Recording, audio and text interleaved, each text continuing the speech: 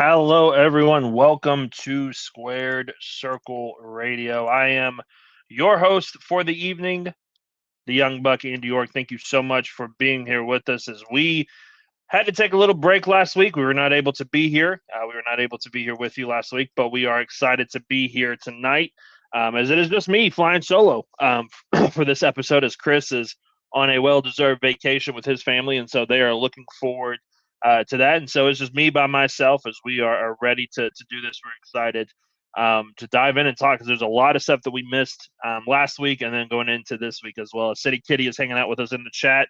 Look who's back. Yes, we are back again, and we are better than Eminem. No, we're not, but we're back, and we are excited to be back because there is a lot to dive into. There's a lot to talk about, so we want to dive in and talk about it, but we also want to know what you guys think. So if there's a conversation you want us to have, if there's comments or whatever, leave those in the live chat. If you are watching this after the live, make sure you leave those comments on the video as well. We will get back to you. We will answer those comments, whether in the chat itself or we will talk about it on next week's show, as Chris will be back with us next week. So it's me flying solo, which means we're going to be diving into a lot of other stuff. We're going to be diving into a lot, talking about really the main narrative of the last couple of months, and that is that some stories never seem to have an end in sight. And when I talk about that, I'm talking about two parts, really. I'm talking about what we saw tonight and what we saw last Monday, really. And we saw a little bit of it tonight as well. But that is that this story of the Vision and the Bloodline seemingly never ending at this point. It is beyond baffling to me that we're sitting here talking about what I believe is the 8th iteration of the Bloodline in 6 years. That is a ridiculous number. that is a crazy number to have 8 versions of one group over the last 6 years. I don't know. Tonight it seemed like this should have happened a while ago. If we were going with this story with Jacob finally bending the knee, finally acknowledging Roman Reigns, finally doing all the stuff that Roman wanted him to do. If that's where we were going with this story, this feels like a couple of weeks too late to get there, because it didn't feel the same. It didn't feel as impactful as I think they really wanted it to. It didn't feel like it was this big moment, this shock moment of, oh, Jacob is finally joining the Bloodline. He's finally joining Roman Reigns. He made it very clear tonight that he is not listening and has no desire to listen to Jimmy and Jey.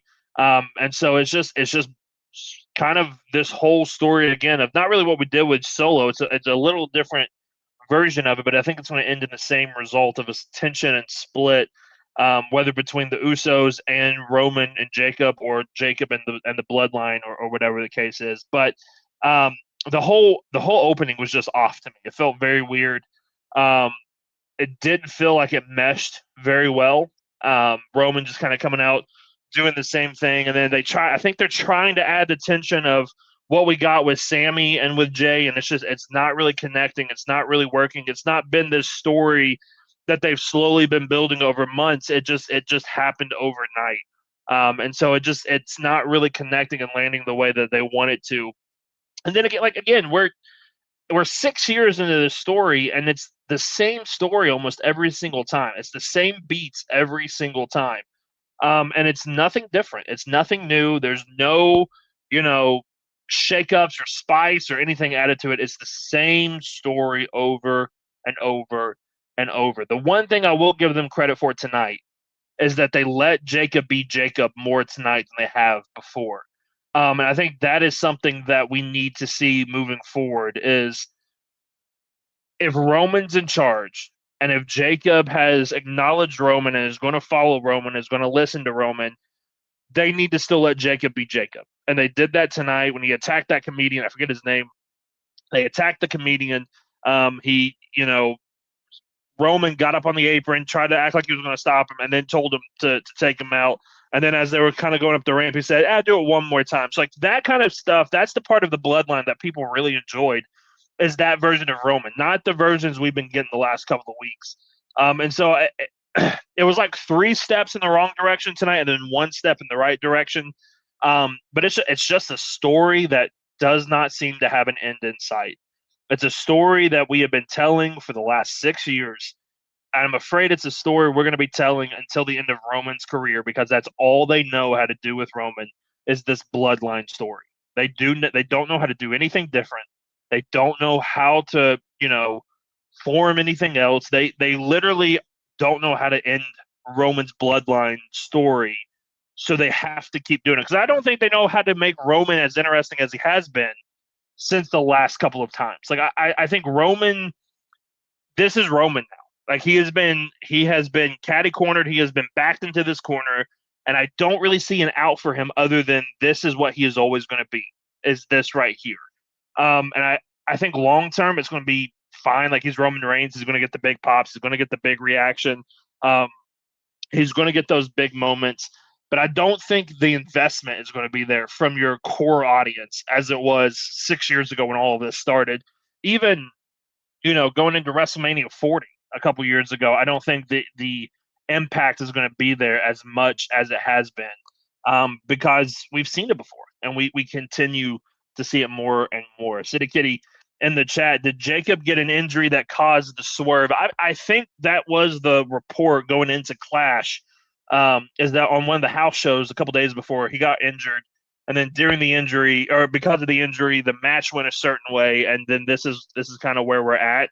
But I don't think Jacob joining the Bloodline is a swerve. I think that's what the intention was from the beginning, was to get Jacob to be a part of Roman, because they want this version of the Bloodline to be interesting and cool, and I think the only way that you can do that is by adding Jacob into it. So I think that is a big part of it. And then maybe, he's been more medically cleared than he has been in the last couple of weeks. And so now tonight they were able to actually let him do what he does the best and, hit the splash on that comedian twice and be this killer, come out later in the night and attack LA Knight and all of this other stuff. So maybe the injury did cause them to have to wait a couple of weeks to get to this point. But I think we could have built to it a little bit better since Clash than just, a little tension, but Roman's not really there, so nothing's really happening at the same time. But I do think the injury did cause a part of it, and I think that's a big part of it. And speaking of the Bloodline and everything else that is going on, you also have to talk about the King of the Ring, which we'll talk about how Monday Night Raw went off the air tonight, which was kind of shocking to me, surprising to me in a good way. And then I kind of thought about it a little more, and it makes me a little bit more nervous. But Jey Uso, to the surprise of no one, but also the upset, or not upset, but just the disappointment of a lot of people, I think is the best way to put it. Jey Uso moving on in the King of the Ring tournament. We're going to talk about the King of the Ring a lot and the Queen of the Ring a lot tonight. Jey moving on doesn't surprise me, but it's not a good story. Like, it's not a good direction that we're heading in. It's not something that is captivating or interesting. Is it a logical choice storyline wise? Probably, but just because it's logical in the storyline doesn't make it a good story. Like, it's not a good story. I said a couple weeks ago, and I'm going to say it again. I think Jey Uso has proven himself this year, not necessarily by his doing, but by the doing of creative, is the dumbest and the worst built character in WWE right now. Like, his character makes no sense to me at all. He's reckless. I get that. Like, they want him to be this bulldog, reckless guy that he was in the Bloodline a couple years ago, and it's not the same. Like, he looks more like an idiot than he does look like a reckless, off the chain bulldog. Jacob fits that role a lot better than Jey does. But Jey picks up the win. More than likely, Jey is going to move on, winning the semifinals against Siobhan Evans. We'll talk about that here in a minute.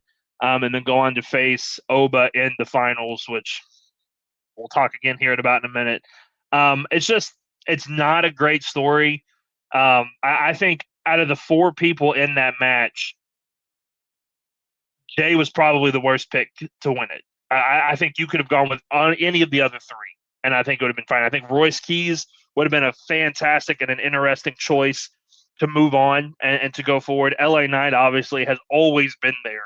So LA Knight needed, like, I think LA Knight winning this whole thing, getting to the end of the King of the Ring, getting to the finals, I think would have been so big and so important for him, and actually made him feel like a big deal. Like he cuts the promos and he has the big reactions, he has all this other stuff, but he does not have that signature win that he needs to have.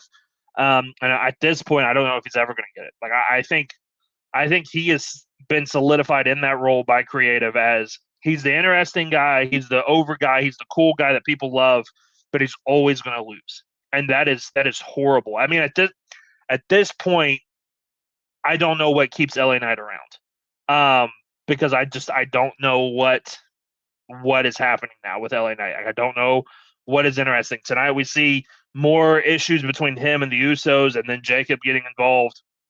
Again, Jey looks really stupid in that whole promo the entire time. Jimmy is the only interesting part of that entire segment. And I think that's a big deal. But Jey is just not really fitting that role anymore. I think LA Knight would have been a better choice moving forward in the King of the Ring tournament. City Kitty in the chat still hanging out with us. Thank you for all your chats. She said, I like Jey better when he first broke from the Bloodline. Should have stayed the path. I completely agree. When he first broke away from the Bloodline, even though, go back and look, Jimmy kicked Roman first. Jimmy hit the first shot, and then he turned on Jey. That whole part of it didn't make sense. But Jey got so popular, not because of the yeeting stuff, but because of him breaking away from the Bloodline. And they did a great job of him breaking away and him feeling like a big deal. Now him crawling back to Roman after being a world heavyweight champion, it makes no sense to me. It doesn't fit a storyline or a narrative. It doesn't fit anything that they have been telling. So I don't understand the direction we're heading in. I think I know the direction we're heading in. We're probably looking at Jey winning King of the Ring, and then going on to face Cody at SummerSlam, which I said a couple weeks ago does not feel like a SummerSlam match to me.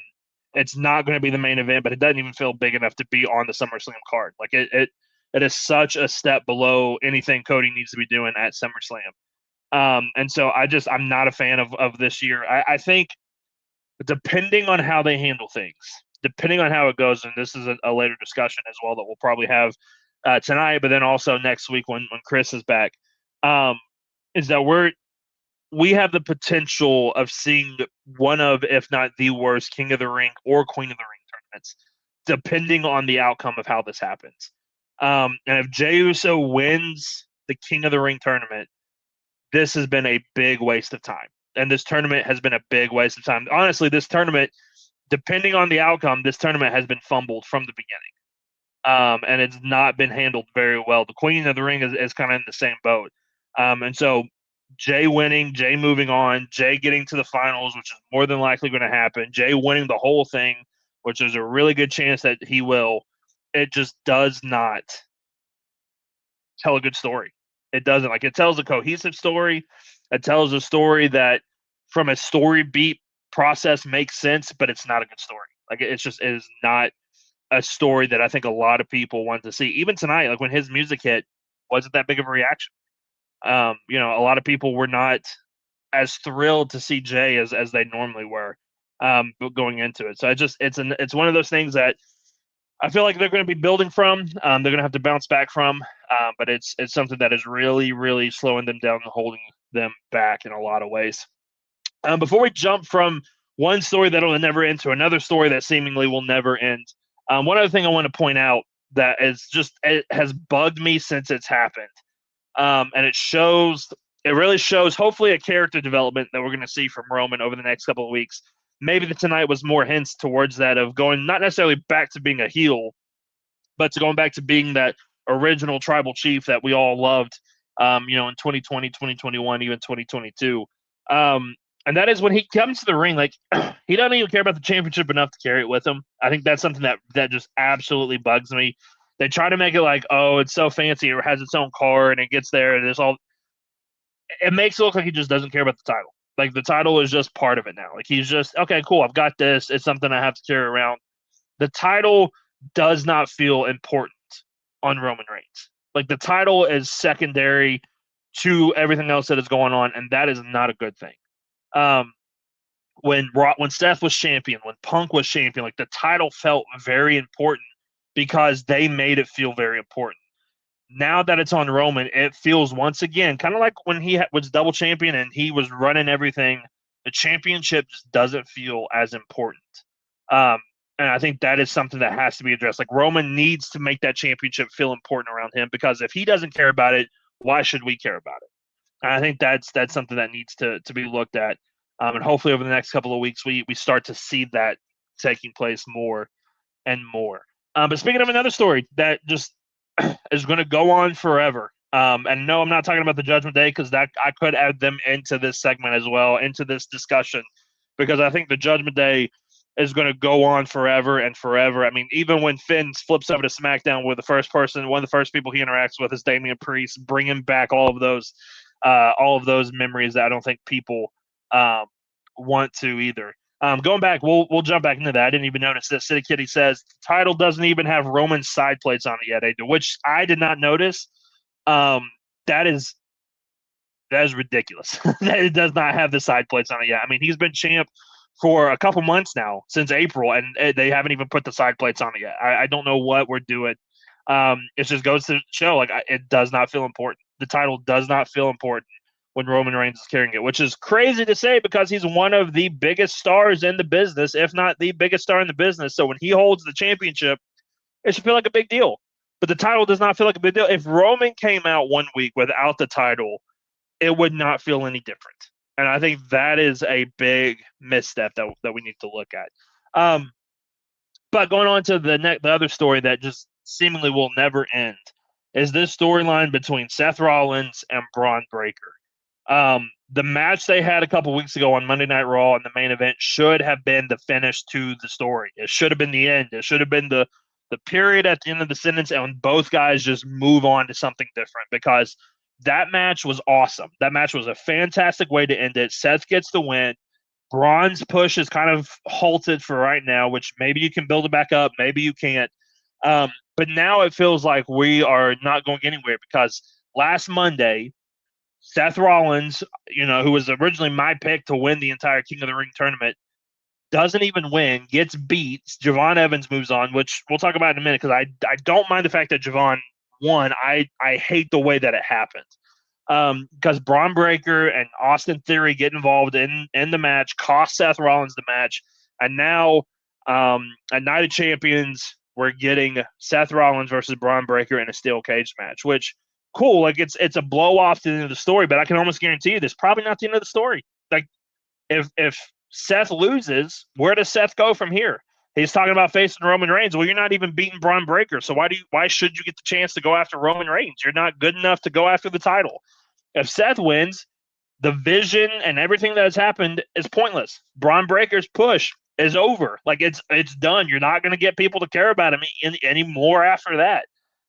Logan Paul being injured, you're going to lose your heat there. Nobody, and I mean nobody, cares about Austin Theory. Nobody has ever cared about Austin Theory and his character. So it's not beneficial to do this match. It's not beneficial to do Seth Rollins versus Braun Breaker. The steel cage match is a great idea. It's a great next step.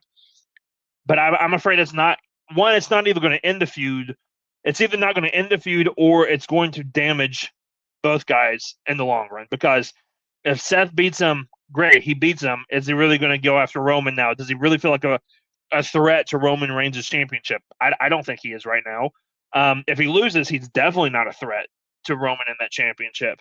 If Braun wins, Braun's not going after Roman anytime soon.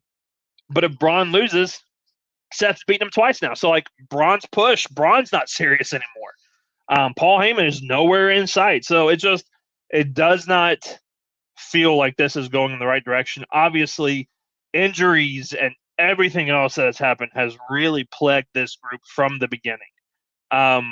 You can go back to the Raw after Mania 41 and listen to us talk about when Braun joined Seth and Paul right after WrestleMania, and all of that stuff was happening. It felt like a big deal. It felt awesome.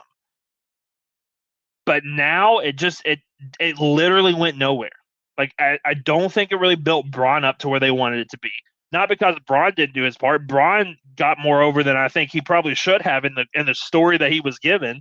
But then Seth gets injured, and then Braun gets injured, and then Bronson Reed gets injured. Now Logan Paul is injured, and the only person really left outside of Breakker and Seth is Austin Theory, and they did some interesting stuff with him a couple weeks ago, and then just completely dropped it, forgot about it, and he's back to being the same boring guy that he was before.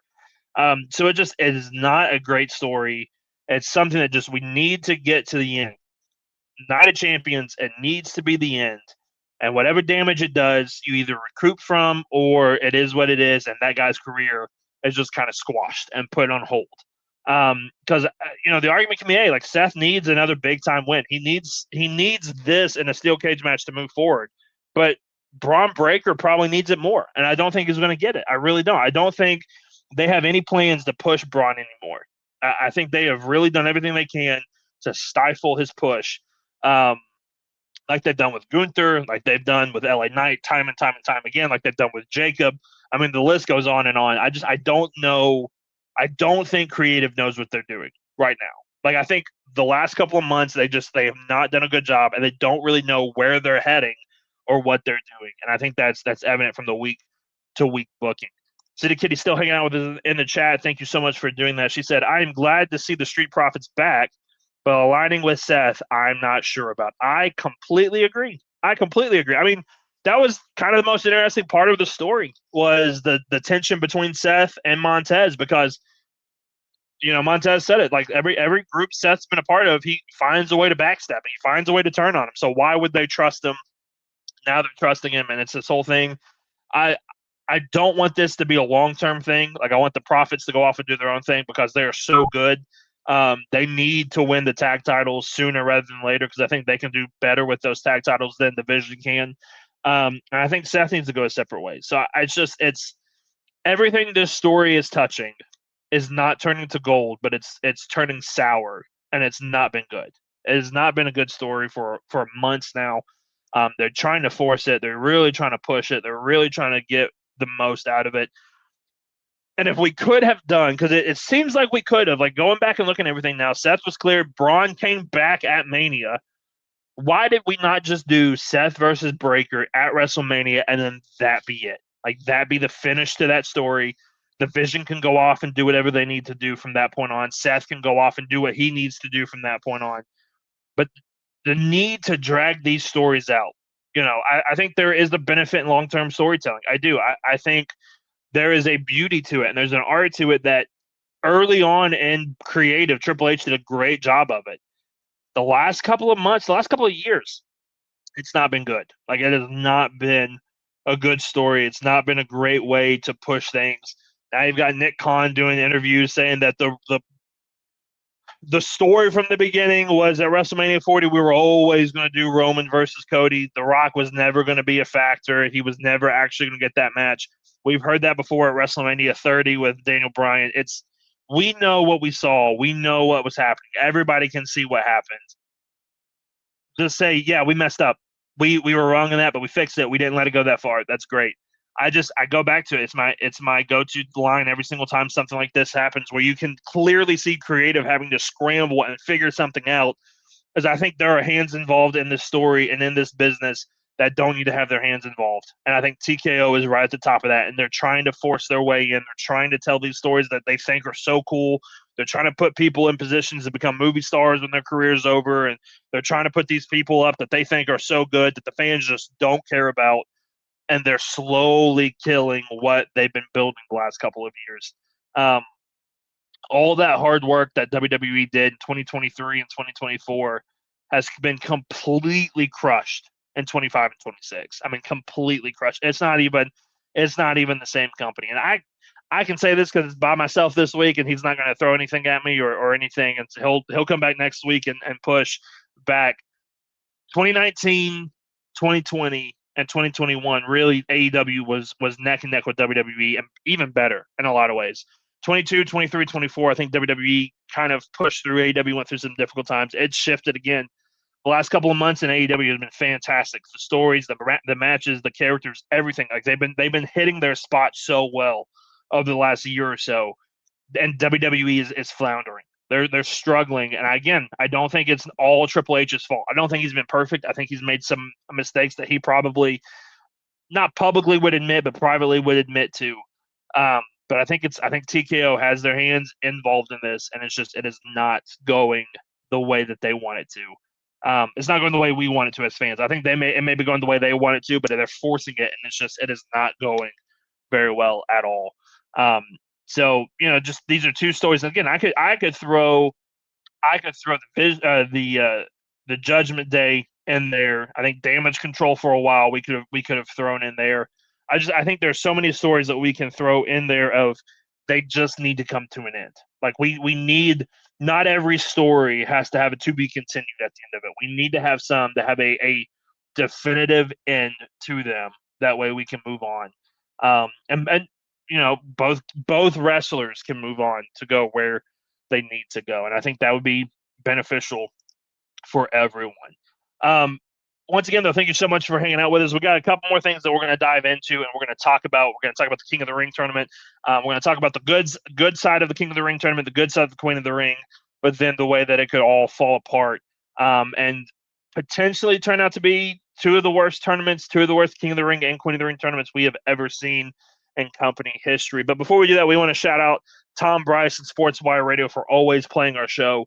For being awesome partners. But I could say it for him, but I'm going to let the man speak for himself. Looking for all the latest happenings in the world of sports and wrestling? Well, you're in luck because Sports Wire Radio has you covered 24 hours a day, 7 days a week, and 365 days a year. With great shows in the world of sports, such as the Pinstripe Chronicles, hosted by Uncle Tats, Donald Stewart, and Rob Barrows. New York Baseball Talk with Chris Bazaya and Rob Maraska. The Liftoff Jets, also hosted by Chris Bazaya and Sharman Phillip. Neil Villapiano and the Devil's State of Mind. Randy Dillon's Hockey Fan Chat. In the world of wrestling, Sports Wire Radio has you covered with Squared Circle Radio, featuring Chris Belcher, Andy York, and Jared Justice. Those sit-down marks with DB, Primo, AJ, and Michael. A work in progress, featuring the Mayor of Canton, Piles, and Glenn Abbott. You can catch all of these great shows and more anytime, anywhere, and any place via the Listen Live button on sportswireradio.org, and you can also catch Sports Wire Radio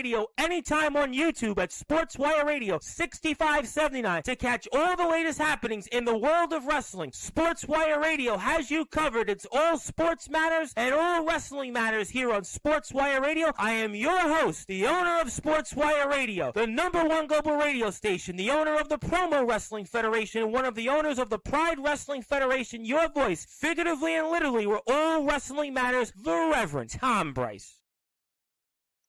Thank you, Tom, so much for all your amazing support and all the fantastic work that you do at Sports Wire Radio. And listen, it's not just professional wrestling or sports that he does. He does a lot of music interviews. That man does a lot. And so definitely check out Sports Wire Radio. We greatly appreciate their partnership and all the amazing stuff that they do over there, not just for us, but for professional wrestling and everything as a whole. All wrestling does matter, and so we are excited to be a part of that and their work as well. But before we jump into the King of the Ring and the Queen of the Ring, before we talk about that, there is one other thing we need to talk about from this past Friday night, where we learned that this upcoming Friday night, we are getting a WWE Championship match.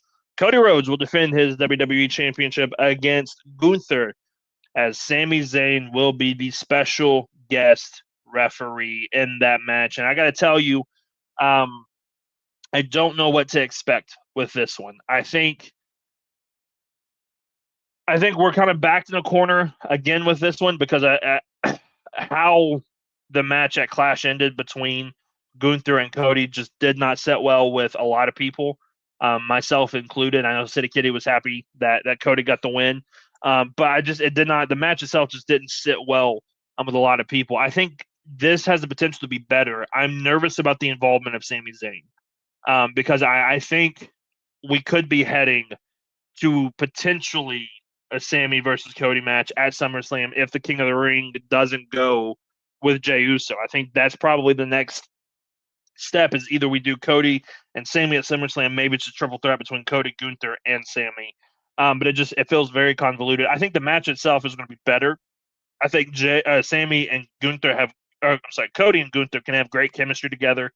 I think they can do fantastic stuff. I think they have the potential to have a great match. I think it'll be better than their match at Clash. I don't know. I think more than likely Cody's going to walk away still champion because there's going to cause tension between Gunther and between Sammy. And maybe at Clash we get Sammy versus Cody, or maybe at Clash we get the triple threat between the three of them. But I don't know. I don't know what's going to happen next. Like I think if you want to build Gunther up to be this heel, he has to beat Cody, but he has to beat him either underhanded tactics or he has to just demolish Cody, and he can't have Sami Zayn help him. And because of the fact that Sami's in this, I think there's going to be another, smudge, over the top, overbooked finish. It's not going to be a clean finish. It's not going to be it's not going to be what we want it to be, because I think they're going to have to set up something else, whether at Night of Champions or whether at SummerSlam. I just think that's the direction that we're absolutely heading in. Sid Kitty in the chat still hanging out with us. Happy about the result, yes, but not the controversial ending. Make it clean. I completely agree. I think if you wanted to get to a part 2 and still have Cody win, I think there would have been a much better way to handle it than they did at Clash, especially dealing with, the referee and the rope 2 matches in a row at Clash just logically did not make a lot of sense. So yes, if they're going to do something, they need to have a clean finish, or will there be a disqualification? Maybe. I think with Sami being involved, I think you're either going to get Sami accidentally cost Gunther, or Sami gets taken out and another referee comes down the ring and counts the 1, 2, 3, and then we can from there say, Gunther can say, well, Sami was the special guest referee, not that other referee that came out. Now we can go forward at Clash. Maybe that's where they get the triple threat. Maybe that's, they can do something else there. But I don't know how we get around it. Like, I think the involvement of Sami Zayn muffles this a lot and makes it more difficult to get through. It makes it harder to get to the next step. And I think this is part of it. Like, I don't know how thought out. I don't know how thought out the story was from the beginning. But if there are 2 guys that can save it, there are 2 guys that can put on a great match and tell a story in the middle of it. It's Cody and it's Gunther. And I think they have the potential to do that. But we'll just have to wait and see what happens this Friday and how we handle it from that point on, and where we go heading into Night of Champions and SummerSlam as well. But let's talk about the King of the Ring and the Queen of the Ring. As tonight we saw the ruler, Oba Femi, moving on, defeating Dominic Mysterio in, I don't know if you can call it a match. I don't know what you can call it. JD McDonough tried to get involved, but it was just an absolute beatdown. Dom got the ring bell hammer, put it in his boot, hit the 619, hit the frog splash right after. Oba kicked out a 1, which was a great moment. He hit double choke slam on JD and on Dom, and then hit the fall from grace to pick up the win and to move on. And once again, after the match was over, he picked up the mic and he said he was going to win King of the Ring, but he also called out Brock Lesnar once again, which makes me think Brock is probably going to show up at Night of Champions, hopefully not to cost Oba. Me and Chris have said it from the beginning. If Oba Femi makes it to the finals, Oba needs to win it. And I think that still has to be the case. Like, I think Oba now being in the finals of the King of the Ring tournament, he has to win it. I don't know how you get around the championship clause. I don't know if he can do that at a later point in time, not necessarily do it at SummerSlam, but maybe do it at the next pay-per-view after that. But Oba has to win this. If Oba does not win, then this has been a big waste of time. I think we could have gotten around it if you had Seth move on and Oba get taken out early, whether in the Fatal 4-Way and not get pinned, whether Brock came back tonight and cost them. I think people would have moved on because of that. But you put Oba in the finals, you cannot have Brock cost him. Like, that's not going to set well with a lot of people. That's not going to make Oba look great. It's not going to make this big thing. I mean, especially with what he did tonight against Dom. He's going up against either Javon Evans, who is not the biggest guy in the world as well, who I think can have a better match with Oba. I think that would be a very interesting fight to see, or a very interesting match to see between Oba and Javon. or you're going to have Jey Uso go in there, and it's not going to go well because Jey can't hang with Obafemi. And so if you have Brock come out hitting F5 and Jey spears him and hits a splash and wins, you're not going to help Oba's case at all. So Oba being in the finals, to me, he has to win it. Like, he has to win the King of the Ring tournament. He has to win it now. The only other option I see that kind of saves it, if you want to build a star up, is Javon Evans. I think Javon Evans being the guy to win in that fatal four-way when division cost Braun Breaker, I think that's a great move, having Javon move on. I don't like how it happened with again, division getting involved, but I do like Javon moving on because it shows, one, that they have the faith in him. Like, they see him as a star. They see him being a big-time talent in the future. And the crowd loves him. The people are behind him. I think it's a great move to have him in the semifinals. I think if you put him in the semifinals, I think it will really boost him up even more is have him in the finals, because I think he can put on a good match with Oba. I think he can be that underdog that takes Oba to the limits a little bit, but then Oba just overpowers him. He wins it, and then you can do your thing with Brock. You can have Brock come out. Maybe even Brock comes out in the match, tries to cost Oba, and Oba still finds a way to win.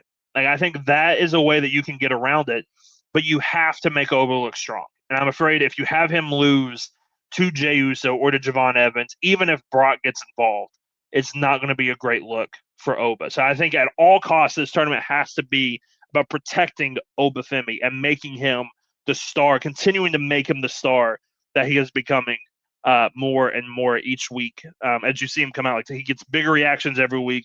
The more he's in the ring and wrestles, like a lot of times with big guys like Oba, you keep him out of the ring because when the bell rings, he's not that great. I mean, if you look at the career of Kane, like, Kane could cut a promo. Kane had the look. He had the cool entrance. He had everything.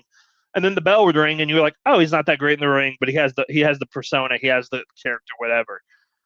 Oba has the look. He has the entrance. He has the promo ability, and he has the in-ring ability. And I think that is what really sets him above everyone else.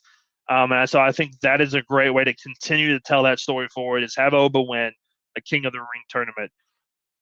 I think if Javon wins, I don't think we're looking at a bad King of the Ring. But if Jey Uso wins, I'm going to go on record. I think it's one of, if not the worst, King of the Ring tournaments of all time. The way it's been presented, the way it's been handled from the beginning, I don't think it's been handled very well.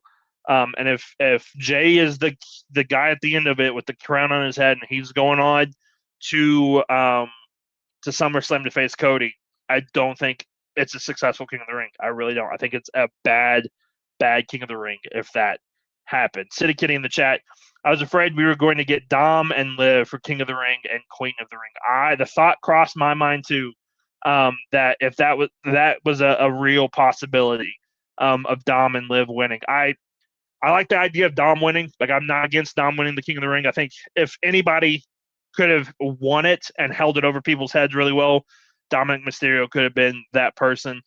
But on the flip side of it, we talked about, I teased it a little earlier that I said this could be one of the worst King of the Rings of all time. This could be one of the worst Queen of the Rings of all time.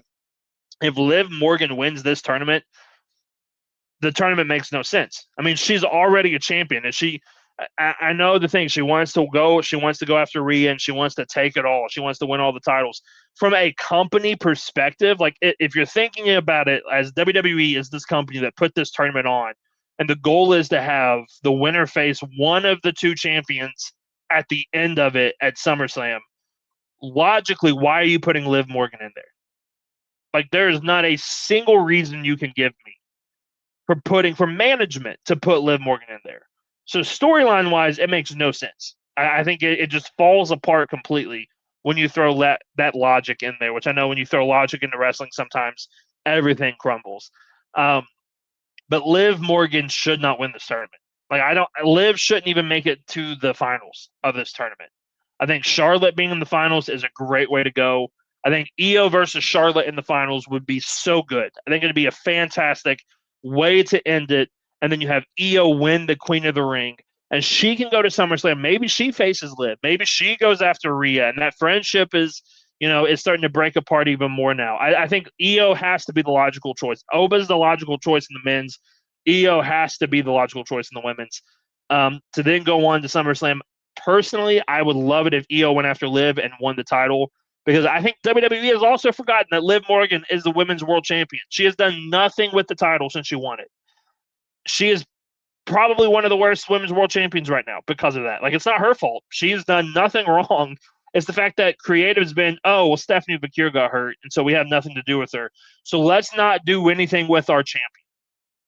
Both titles, both world titles on Monday Night Raw feel so meaningless and pointless. And that's sad, because for a while they felt like a really big deal. Seth and Punk made the world title feel like a big deal. Stephanie did a good job with the world title. I know a lot of people probably weren't fans of her reign. I thought she did a fantastic job with it. So it feels like we have taken 7 steps back with the world title, and Liv winning the Queen of the Ring kind of puts us right back there again. So I hope Friday night Charlotte wins. I hope she moves on, because again, let's say Liv wins. If Io beats Liv in the finals, why would she not get the title? Like, that whole point is for her to win the tournament, to face somebody at SummerSlam. She literally just proved it. If she beats Liv, she just proved, yeah, I should be the champion. Like, I'm the champion. I just pinned the champion for an opportunity to fight the champion in a tournament where that's the end goal. Like, it makes absolutely no sense. So Io Sky, I think, is the perfect choice. I'm not against Charlotte winning. I think Charlotte winning could be very interesting, because then you can do Charlotte Rhea, and I think that's a really fun way to go as well. But if Io's in anything, I'm probably always going to pick Io, because I think she's the best women's wrestler in the world today, if not the best women's wrestler of all time. So I think that is right there with it as well. But let us know your thoughts on the King and the Queen of the Ring tournament. If you're enjoying the way that things are going, if you're enjoying the rise again of Jey Uso, the story that they're telling with Jey, if you're enjoying what they're doing with Liv Morgan, even though I'm not a fan of it, if you're a fan of it, that's awesome. That's great, and we want to hear about it. We want to hear you talk about it and give your points and reasons why.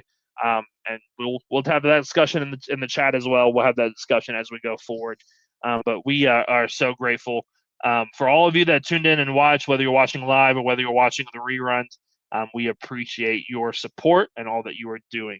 But I believe that's going to do it for this week's episode, unless you guys have something else in the live chat that you want to throw in there that we can talk about and discuss. I'm always open to have that conversation and to jump in. But if not, that's going to do it. Listen, wrestling is picking up right now. Wrestling is moving at a fast pace. And so we are on the fast track to SummerSlam. We're on the fast track to a lot of other stuff. And so we are looking forward to that. I will give my plug. If you are looking for something outside of WWE and you've never ventured over and really watched anything at AEW, you really need to go check out Double or Nothing, the last pay-per-view that they had. One of the best, if not the best pay-per-views of all time. Top to bottom, fantastic stuff. Go check it out. It was awesome, and we had a great time watching it. I wish we could have talked about it more than we did, but it was awesome stuff. So make sure that you check that out if you haven't already. But once again, thank you so much for hanging out with us. For Chris Belcher, who could not be here with us tonight as he is enjoying vacation, we hope he is having a good time. For my name, Andy York, I'm so glad that you were here with us as you came to hang out with us. And we'll see you guys next week, as we're going to dive more into the King and the Queen of the Ring tournament. We'll have the full picture of what the finals are going to look like. We'll preview Night of Champions. We'll talk about all of the fun stuff that happened. Chris will come back with a lot of stuff that I talked about tonight. He'll probably have some rebuttals from some stuff of what I've said, but it'll be a great time and a great discussion. But once again, thank you guys so much for tuning in and hanging out with us. We will catch you guys down the road.